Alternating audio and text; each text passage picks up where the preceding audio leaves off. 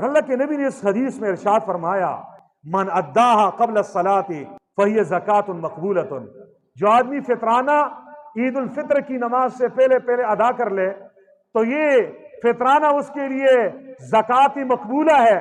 और फरमाया वमन अद्दाहा बाद सलाह फ़हिय सदक़तुन मिनस सदक़ात, और जो ईद उल फित्र की नमाज के बाद दे देता है, फरमाया ये सदकात में से एक नफली सदका है, लेकिन फितराने को जो सवाब है, जो अजर है, उससे ही बंदा महरूम हो गया। हजरत उस्मान गनी रजी अल्लाह ताला अन्हो एक मरतबा ईद उल फित्र से पहले पहले फितराना देना वो भूल गए। ईद की नमाज पढ़ी, बाद में याद आ गया कि फितराना मेरा रहता है, अभी मैंने फितराना दिया ही नहीं है, अब क्या किया जाए।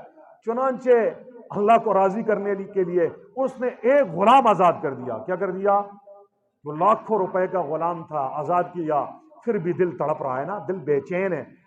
अल्लाह के नबी सल्लल्लाहु अलैहि वसल्लम के दरबार में आए और कहने लगे, ए अल्लाह के नबी, फितराने में ताखीर हो गई है, मैंने ईद उल फित्र के बाद गुलाम आजाद कर दिया, क्या मेरा फितराना अदा हो गया?